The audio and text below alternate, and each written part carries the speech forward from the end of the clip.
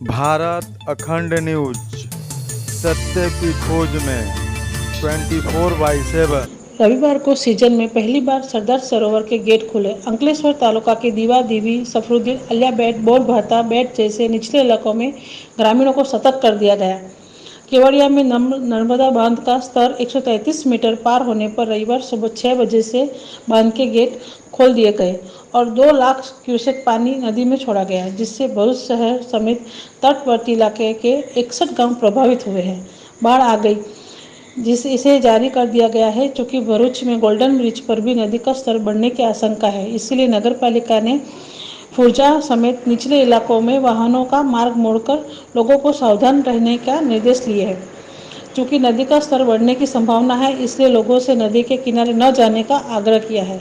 सदर झील में अपस्ट्रीम से लगातार 3.88 लाख क्यूसेक पानी की आवक के कारण बांध का स्तर तेजी से बढ़ रहा है। बांध से छोड़े गए पानी के कारण गोल्डन ब्रिज का नदी का स्तर बढ़ जाएगा, जिससे निचले इलाकों में रहने वाले लोग विस्थापित हो जाएंगे। नर्मदा पर गोल्डन ब्रिज का खतरनाक स्तर 24 फीट है।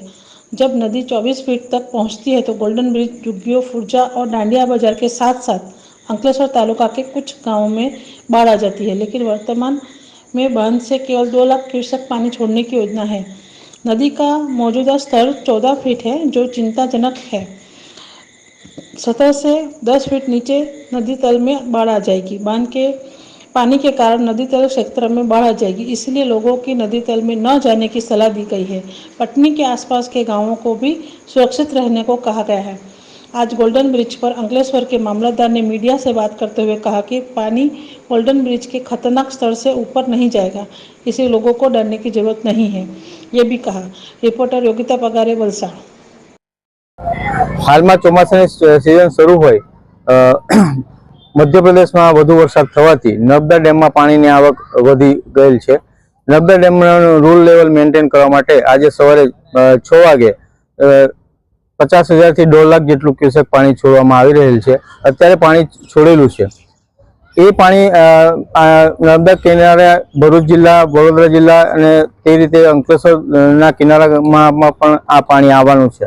જેથી એ પાણીની અસર નર્મદા નદીમાં આવનાર થવાની હોય અને તેમાં નર્મદા કિનારે જે પશુપાલન માટે અને જે માછીમારી માટે લોકો જતા હોય તેને ચેતવણી આપવામાં આવી છે।